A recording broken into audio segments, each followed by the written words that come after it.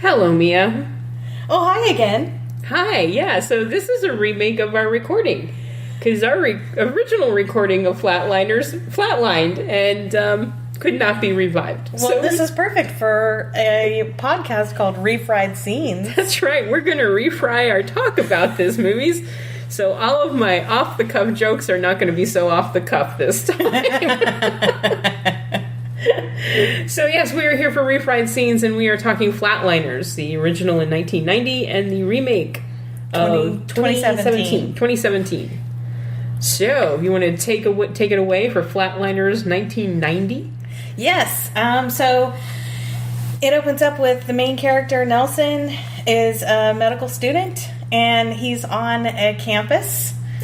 We'll talk about that campus here in a moment. And you know, you can tell that he's sort of observing who he might recruit for his nefarious plans to pursue this medical dream he has of becoming a very successful doctor and proving that there is life after death. Yeah.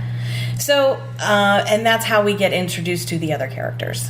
Yeah, and then it's pretty much into it. Yeah, he invites into it. Like five or six fellow students, not friends, just fellow students, to the abandoned basement. I'm assuming it's a basement. It's dank and it's dreary. Of the hospital, to kill him and then medically revive him.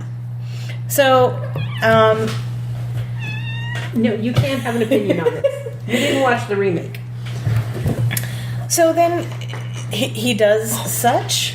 They agree, which blew my mind, but okay, let's go with it. We'll suspend reality and go with that part. And we see images of his flatline that show him as a child running through a field. Yeah, you think it's all like idyllic and happy. Of course. Yeah, because that's what I took from it. Yeah, they don't show you the, later on scene of that run through the field. But, yeah, so he runs through a field. I'm surprised he didn't remember that memory and think, hey, that wasn't right. But you're thinking too much about it. Yeah, he was too involved in coming back from the dead. He comes out of the flatline euphoric. Mm-hmm. And then there's a chicken game of the remaining people or students of how much time they're willing to be flatlined. Yeah. So they kind of get into, I'm going to do 2 minutes. I'm going to do 2.10. So we should talk about the cast here, because Nelson is played by Kiefer Sutherland. And then you have Kevin Bacon. as Dave. Yeah, who's an atheist. Julia Roberts as the one with she's the saddest one. She's the saddest one. She just wants emo. To make sure that, her patients, because she does work in a terminal ward. They're all interns.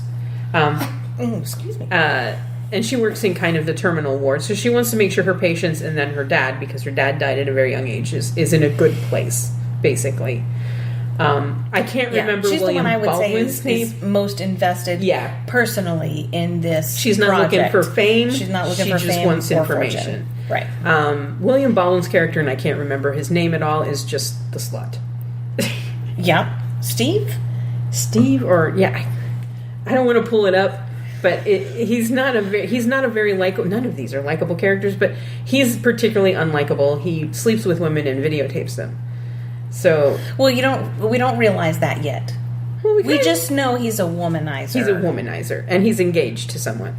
So, and we're going to have my cats. And then we have Oliver Platt, the voice of reason, right? Who does not want to partake in this. He will record it, but he will not flatline.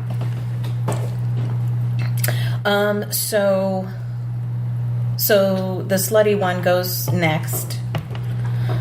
And I'm going to look up his name because it's bothering me now. And his flatline starts with going through the birth canal and breastfeeding from his mother's breast. And then it's, sexy breasts. And, highlights of his sex life. Yeah, it's a really weird Joe. His name is Joe. Joe? Yes, Joe. That's so forgettable. No offense to anybody named Joe. This character is just... Yeah, he's not nice. And it's a weird flatline vision. It's an uncomfortable flatline vision. And this is odd, because this movie is rated PG-13, but they actually showed boobies in his vision. Yeah, but it was weird. It was like one breast at a time. Yeah. You usually see a pair of breasts. Yeah, I think that's how they got the PG-13. It's like, we didn't show a pair. We didn't show them both at the same time. Moving on. Yeah. Julia Roberts, her character, keeps saying she wants to go next. And Nelson is determined to stick to this point of, well, if we're going to do it again, we have to do it for a longer amount of time for science. She can't just go for 2 minutes or 3 minutes, because the person before her went for 5 minutes, and so it's got to be longer. It's got to be longer. There's no point to it if it's not longer. Right. Meanwhile, Nelson's childhood friend from his flatline starts coming back to haunt him, but these are scenes by himself, so he can kind of keep that information to himself and just let everybody think it's a euphoric experience. Which at first he did think it was. And then Slutty Joe doesn't want to tell anybody how his flatlines are haunting him, because he would then have to admit what an asshole he is. Yeah. So Kevin Bacon goes next, Dave right? goes next, yeah. And his flatline is about being on the school playground in a group of kids and teasing and tormenting this black girl on the playground until she's crying. So his flatline is pretty obvious. It's pretty obvious that it's he not did like something the bad. others. It's not like the others where you kind of have to sort through the mud of what they might have done. His is just open to man, I was a real jerk when I was a kid, and we all were. Yeah, kids are assholes. Yeah, so kids are assholes. It's sad but true. They have no off mechanism. Yeah, so he came out of the flatline not euphoric. He pretty much came out of his flatline as I need to find her. And yeah, he's confronted on the subway by a vision of her who's calling him names. And that's when he realizes that he has to go and apologize, just make amends for what he did. And he tells the group. Yeah. And then Nelson makes fun of him. Yeah, Nelson is still keeping, even though he's being beat to shit by this kid in his visions. Yeah, Nelson, Nelson's looking pretty rough at this point. Yeah, he's got split lips and black eyes, but everything's okay. Yeah, he just tells them that he got jumped in the alley or something. Yeah, so, so Dave goes and apologizes to the young girl that he bullied as a kid.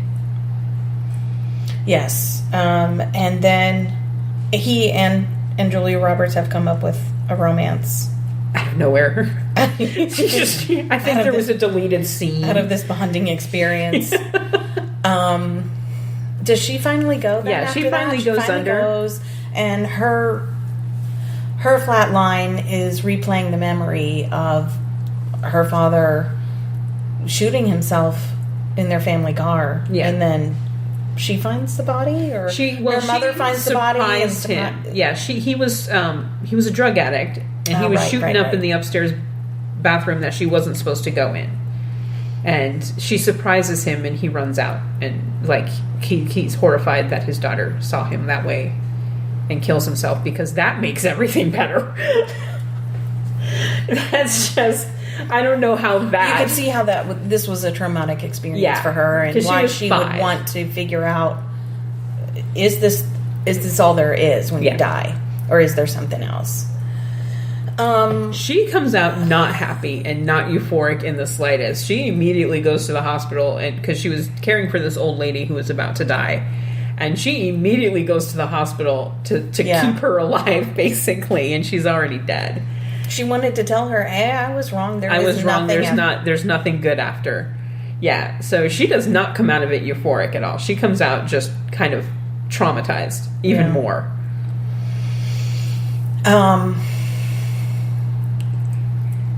Now here's where I forget how things went from here. Well, Dave tells them that they have to amend for their past grievances. Joe at this point has kind of, I guess he's amended by the fact that his fiancée has found his tape collection.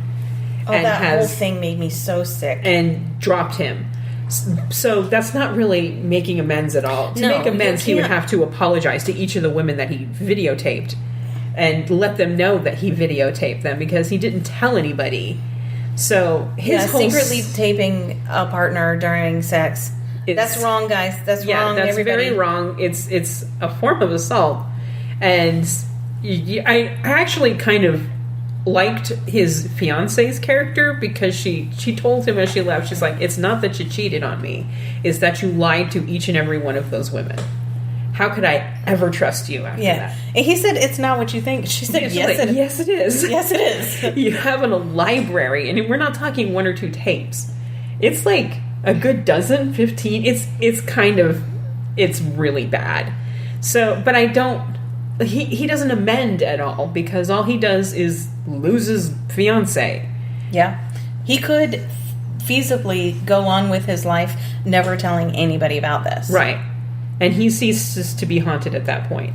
Yeah. Dave ceases to be haunted after apologizing to this young girl. So he says, like, okay, we all have to amend. And, of course, that's when Nelson comes out with the fact that he can't apologize for what he's done because you get the vision of him running through the field again and they're chasing a kid. Him and his friends are chasing a kid up a tree and throwing rocks at him. And the kid dies. The kid falls from the tree and dies. So he can't make amends with this kid. He can't find this. Because the kid's dead. The kid didn't grow up. Right. So he's kind of like, well, what am I supposed to do? Julia Roberts, I believe, goes under again to... I think she wants to stay under. She wants to stay under because she wants to find her dad. And they make amends in the afterlife, I guess, by... him saying, I'm so sorry, this was all on me. And so she's okay. She comes out of it okay. Then Nelson decides he's going to go under and try apologizing to Billy. I think that was the name of the little boy that they killed. But he goes under by himself. Who's going to resurrect you, dumbass? You need somebody there with the paddles, dude. You can't paddle yourself when you're dead. So, he goes in and there's like a reversal in this vision and Billy kills him and I guess that makes everything okay. That part really confused me. That part really confused me, but they at least tried to do something. They tried to do something. But yeah, so apparently reliving what that kid went through makes amends for Nelson. Yeah. And really, this movie has a message that's pretty obvious in the beginning is, flatlining is like any addiction in your life. Mm-hmm. It's great at first, and then you need more and more and more, and it is hurting you, but you're in denial about the ways in which it's hurting you. Yeah. You can convince yourself that no, this is helping in some way, and ultimately you can quit or succumb to it. Yeah. So, and also don't be a bully and don't be an asshole who videotapes people without their knowledge. Yeah, don't do that. But in the end, they revive Nelson, and that's just kind of the end. That's the end. Yeah, that's the end. They just go on with their business. They're continuing medical school. Yeah, they continue medical school. Nobody finds out about their flatlining experience. I'm assuming none of them went on Johnny Carson because that was their ultimate goal. Yeah. Anytime that somebody wanted to back down, Nelson was like, "What are you talking about? You're going to be famous. You want to be that Oprah. You want to be that doctor that's known for proving the afterlife is real." And then they just forget about it. That's it. They just forget about it. It's like, okay, well, that was an interesting part of our lives. So we all have weird memories from college, right? Yeah. So what'd you do in college? Oh, I killed myself a couple of times. That's okay. I had friends that brought me back. So This one's directed by Joel Schumacher, and damn, does it show. Yeah, I really did like the romantic scenery of it, and the flowing shattered plastic curtains and blue lights and there's like odd statuary everywhere. Yeah, just heads in the middle of hallways and auditoriums, and I'm just like, what the hell? Did he just steal the sets from Batman and Robin and plunk them in this movie? I don't know where they go to medical school, but it looks like Gotham. It's Gotham City. It's Gotham City Medical School or something. There's fires everywhere. Just inexplicable fires everywhere. I'm assuming this takes place next to Halloween because there's a bonfire with a bunch of people in costume. So either med school students get really weird on Friday nights or You know what Halloween. day it happens? You know what day it happens. Oh, it happens November 1st. It's the Day of the Dead, man. It's a good day to die. It's a good day to die. Oh my god. How many times do they say that in this movie? It's the first words of the movie, and I just laughed because I'm like, yeah, Nelson is exactly the type of character that would come up with this stupid plan and then wake up at 4 o'clock in the morning and get his hair perfect, get his Kiefer Sutherland hair perfect, get all dressed, walk down to the wharf, look out into the sea and wait for that gust of wind so he can say, it's a good day to die. To no one, because no one's around him. The seagulls. But here's the thing. This is not like a spontaneous act. No. Because it required preparation. Yeah. It requires at least one hospital bed, knowing that there's electricity set up, the syringes, the paddles. They make a big deal about the hot and cold blanket. Yeah. They're bringing their temperature down and then bringing their temperature back up. It's really... This had to take a few trips. Yeah. Up and down an elevator into the abandoned portion of the hospital. And nobody seems to recognize all the equipment being missing. I don't know. Maybe they thought the Riddler stole it. Gotham City, they have other concerns. God damn it, we got more Joker victims in the ER. They don't... But at least he asked these guys beforehand, hey, do you... They know what they're into. They know what they're going down to the basement to do. Okay. He's not blindsiding them with, I'm killing myself, which we'll get to in a moment with the remake. But he's very, this is what I want to do. I would like you there. I'm going to do it, no matter what. But again, dude, you need at least a couple people there to get you back out. Yeah. You know those, when you order a piece of furniture and it says some assembly required, and sometimes it'll even tell you this requires 2 people to assemble. This is that kind of situation. Sometimes you're like, you know what? No, I can do this. I can prop this one side up with the wall, and I can make this work. And halfway in, you're like, shit, I needed more people. I needed that second. Unfortunately, halfway into this experiment, you're dead. So... there's no like, oh shit, I forgot I needed somebody to man those paddles. I can't call Carol to come over and help me with this. So yes, this is a very late 80s, early 90s movie. Yeah. There's nothing horrible about it. No, it's entertaining. I did enjoy it. Yeah, I hated the William Baldwin character, but you're supposed to hate them. Yeah. Hate him. I don't think any of these characters... The only character I actually respected was Oliver Platt's character, because he was the only one that went, this is dumb and I'm not doing it. Yeah, absolutely. Although I did like Kevin Bacon, I didn't need to hear that he's an atheist 17 times. Yeah. And I'm speaking as an atheist myself. And I still don't understand why he couldn't leave his dorm room out the door instead of the window. It's Gotham City. I'm still convinced there's just a giant head in front of the door, and he had to do this makeshift rope down the window to get out. And I mean, Julia Roberts' character is likable enough. I wouldn't be friends with her. Like, she would not be somebody that I would want to hang out with.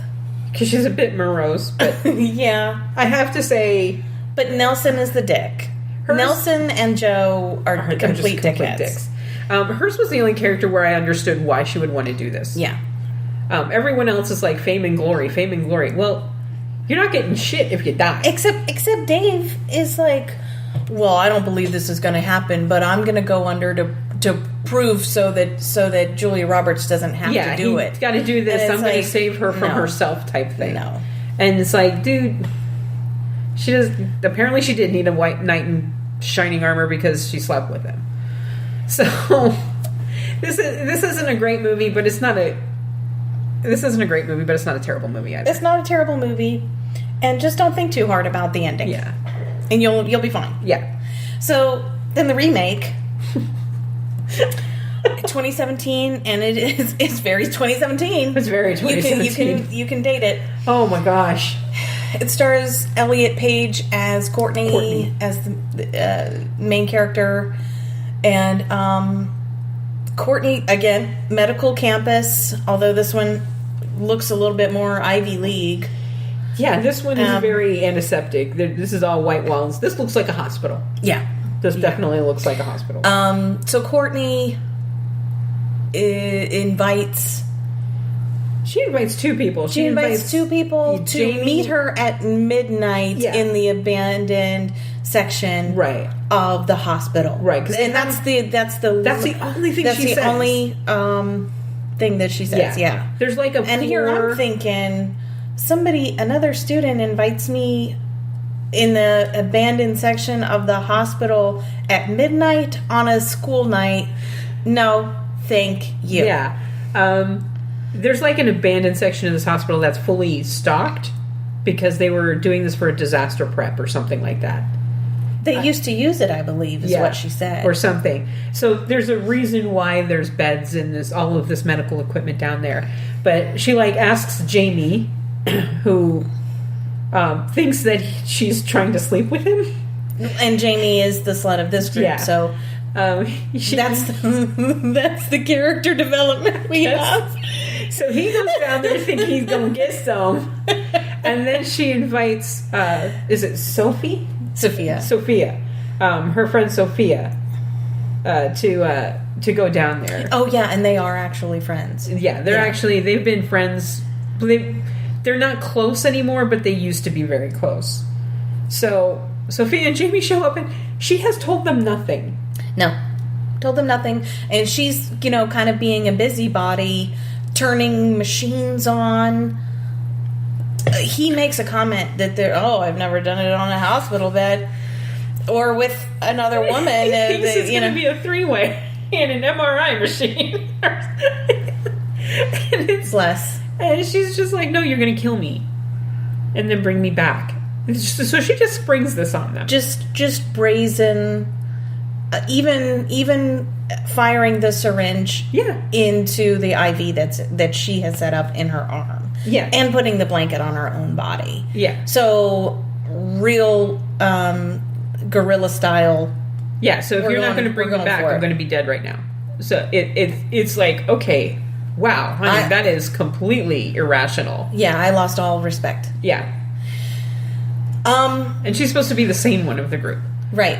Well, this is her idea, and in this version there is more like scientific development of the plot. Like this is supposed to. There's a brain scanner, and she wants to see which parts of the brain are activated when you're dead. Yeah, that was the only part of this I found kind of interesting. Yeah, was that she was doing brain scans while she was doing this experiment.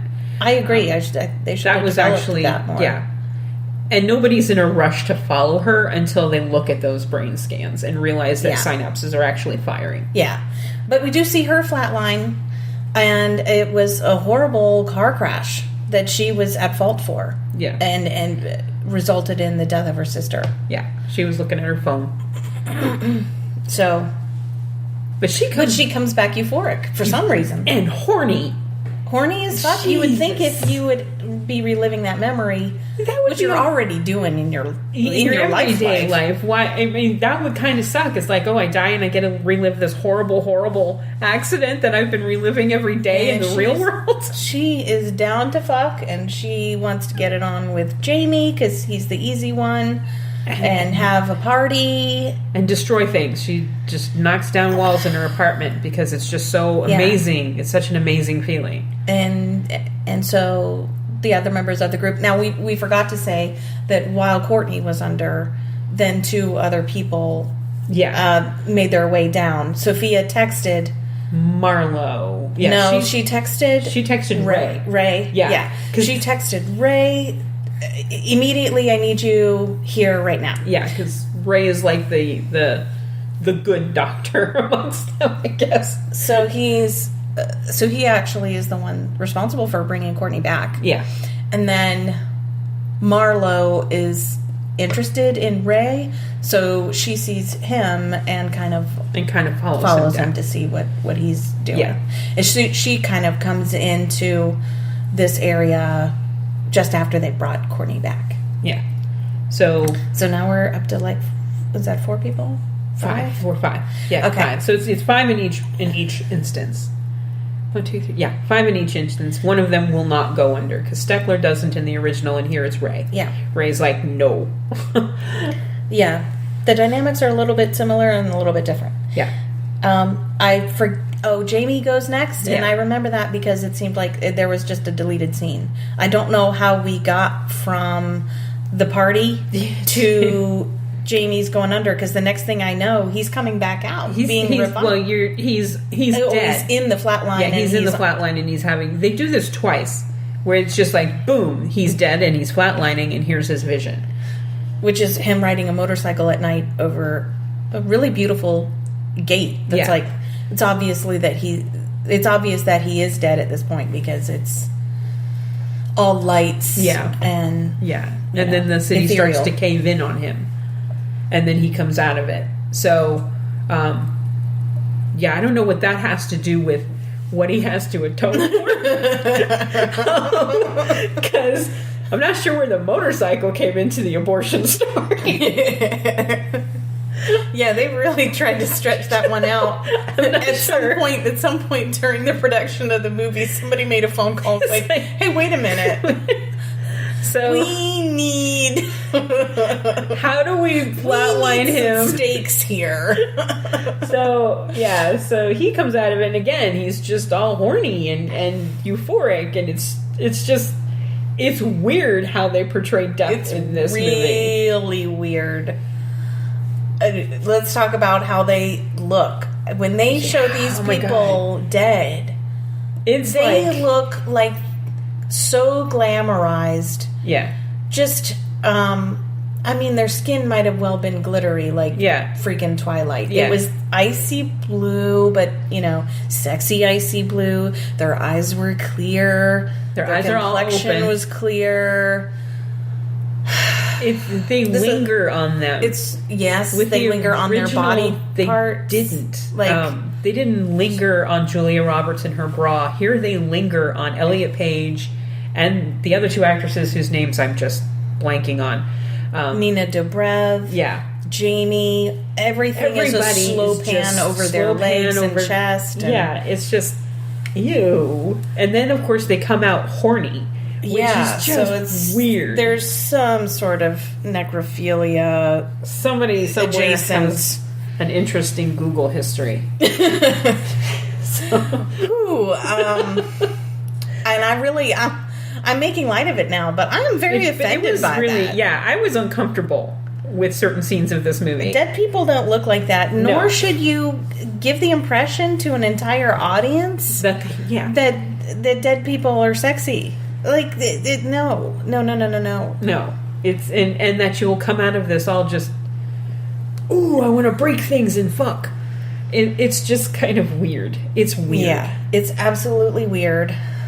But in this version, nobody is doing, I'm going to go under for 2 minutes. I got to go under for 5 minutes. I have to go under for 7 minutes. Nobody's trying to, I did appreciate they didn't up the ante each time. Right. Sophia goes next, I think. I don't know which order. After Jamie, I don't remember the order that people went in. I just know that Sophia and Marlo. Yeah, I'm not sure who goes in first, but Sophia, flatlines and thinks about school. high school of all things. Right. It's like, okay. And again, she comes out horny and tells her mom she's moving out. Yeah. She's going to be on her own now, and she's going to screw Jamie with her mom next door. That's uncomfortable. Marlo made a big mistake. Yeah. So she, like, flatlines and dreams of swimming, and then she's, like, drowning. So we learn what they need to atone for. Courtney had the car accident where she was at fault. And she becomes haunted by her sister. Which she's not telling people. She starts to tell them, but I think it escalates too quickly to really do anything about it. Jamie talked his ex-girlfriend into an abortion, or he thought he did, I should say. And so he's haunted by the baby. Yeah. Which doesn't make sense knowing what we know later on in the film. Well, it's his mind. It's his mind. Okay, yeah. He's only going by what he knows. Thinks. So, Sophia sent nude pictures that she found on somebody's computer to the school so she could become valedictorian. She leaked her nude competitors' photos. Nude photos. Which that's against the law. That's assault. And then we have Marlo. Marlo was working the ER as an intern. Yeah. Is that what it was? Yeah. And so she did not ask what medications this young man was taking, and in order to revive him, she gave him the medications that she would normally give just anybody. However, it interacted with the medications that he was already on and resulted in his death. Yeah. And then she fabricated the cause of death. Yeah. This is highly illegal. To not alert anybody as to her guilt to that. Whew. So they have to make amends. So Courtney actually can't make amends because the vision of her sister kills her. She falls out of a window or off the fire escape of her apartment. Yep, horrible fall, mm-hmm. and nobody dies in the first one. Like nobody stays dead. So I was rather shocked that they killed Elliot Page in this one, but yeah, and it's literally the vision of her sister that scares her off the fire escape. Yeah, she thinks her sister is chasing her. Yeah. Jamie has to go find his ex-girlfriend and apologize. Which he does, and he apologizes, and now this womanizer is moving to California to be with her and raise who's now their 10-year-old? Yeah, this was 10 years ago. She didn't have an abortion. She had the baby, but he's going to move out there and help her raise it. And if I were her, I'd be like, I've been doing fine for 10 years. You don't need to come out here. I'd been like, I need a paycheck. Thank you. That's it. Mr. Doctor. Although she didn't look like she was doing all that poorly. So still. Ray, of course, doesn't go under. Sophia goes and apologizes to the girl whose nude photo she leaked, and that girl's just like, "Oh, okay, you're forgiven. Bye." Oh, okay, cool. I think there was, a welling of one tear in her right eye. So, I don't know. Everything's fine. Everything's fine. And then Marlo does the Nelson thing where she puts herself back under because she can't apologize to the guy because he's dead. But she does come clean. Yeah. To the school after she goes under the second time, though, and they have a very difficult time bringing her back. But then she goes to the professor, who we should say is played by Kiefer Sutherland. Kiefer Sutherland / Nelson ? Yeah. She goes and tells him what she did, and she's put on probation. I'm like, okay, no, she killed somebody and falsified an autopsy report. She's no longer a doctor. This brings in, just white privilege. Oh, my God. Can you imagine if that was any other student? I mean, Ray, who's Latino, that would not have flown. That would not have flown. He would not have gotten probation. No. It would have been worse. It would have been like, okay. And it should have been worse. It should have been. She should have been expelled. And she should have been stripped of her license if she has one. I don't know if she's actually a doctor yet, but there's no reason this person should be a doctor. It's not a question of, oops, she accidentally killed somebody. That happens. It's the falsifying of the autopsy report to cover her tracks. That is knowingly hiding what you've done. Right, and this is a highly ethical field. Yeah. I mean, you have to trust that a doctor is going to put the correct cause of death on it. Yeah. Yeah, no. And that's why you have malpractice insurance. Yeah. So, but none of these people are likable. No. And I'm glad they deleted a scene that makes it so that this is a sequel instead of a remake. Instead of a remake. Because there is a scene where the professor says that he's Nelson and he changed his name because of what happened. Which makes no sense at all. It makes no sense. So I'm glad they deleted it. So I'm like, who found out? Also, if he was still Nelson and he is a professor at this medical campus, he is accusing students every 3 to 4 weeks of flatlining. You got a 60 on your test. Are you flatlining? I did it first. You didn't beat me. I did it like 30 years ago. Every long curly-haired redhead, he's like, I know you. I know your type. You've been flatlining, man. He gets after Courtney dies, he gets the other 4 in a room and he's asking them questions, and it's painfully obvious they know what's going on and they're just horrible, horrible liars. And I'm surprised he didn't just, are you all flatlining? You're all flatlining. Yeah, I can smell it on you. The worst he does is say, does anybody know what's going on with Courtney? No. And he's just like, gives them the scant eyes. Like, all right. All right, I guess you don't know anything. Back to class you go. No flatlining. It's just I am so disappointed in this movie. I knew I was getting into something bad because I looked it up on. I'd never seen this one. No, I looked it up on Rotten Tomatoes and it's sitting at like 5% fresh. 5%. 5% is terrible. It's terrible. Out of 100%. Yeah, the original's at 50, which is right about where it should be. It's not a great film. It's not a terrible film. I would even give it a 60. Yeah, it's right in the middle of the road. But this one, oh my god. It took me 3 viewings to get through this thing because I was just so irritated with these characters. Yeah, I sent a message to Carol and I was like, did I miss... Is there something bad with the version that I have? Because Jamie going under, like, there's completely... missing... completely missing that scene and completely missing Sophia going under, and it's just never good when you're watching a movie and you can identify that you're missing at least one deleted scene. But they have time to put in stupid scenes like, let's dance in the street with snow, and that car crash was a great car crash as far as staging all of that. That's a lot of work. And the CGI for the motorcycle on the bridge scene, they did put work into this movie, but then what happened? Yeah, the story is just so bad. I would not have finished this movie if I didn't have to do it. I would have turned it off after about 10 to 15 minutes. Yeah. The second that Courtney invited everyone down there and then told everyone that she was going to kill herself, I was like, no. And the cheesy sex jokes. It was just like, you guys are in college, not high school. Come on now. You're in medical school. So you've been doing this for a while. You've been seeing lots of naked bodies.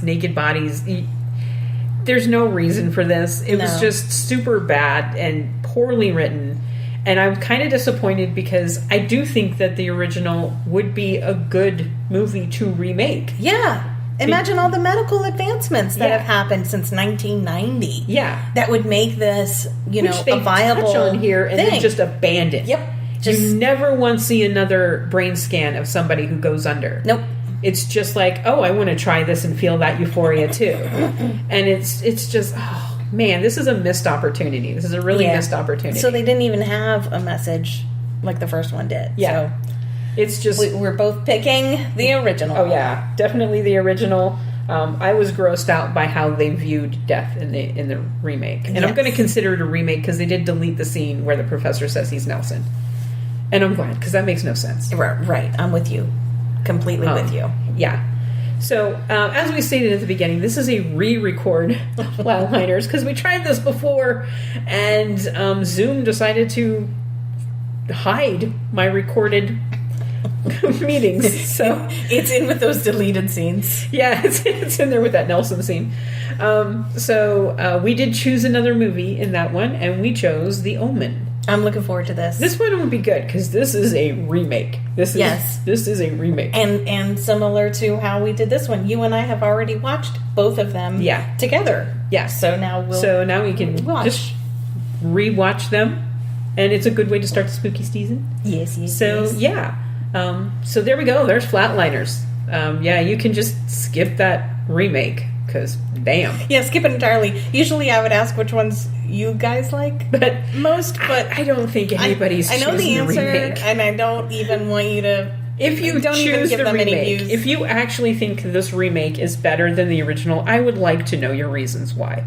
I would really like to know your reasons why, because I don't see anything superior in this remake over the original. Usually I can pick one or two things that is like, this is done better. Like I said, I liked that there was not the game of chicken. Yeah, the game of chicken.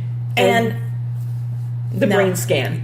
And the brain scan, yeah. But it's both of those are missed opportunities because, one, you don't really have a reason for anyone else to go under. Exactly. And, I mean, they're already, mid to late 20s. They still have a sex drive anyway. Why do they need? Why do you need to do this? So yeah, it's just ick. Ick is all I say. Ick. But we're looking forward to catching you next time after we watch The Omen. The Omen. So this is Carol. This is Mia. Signing off.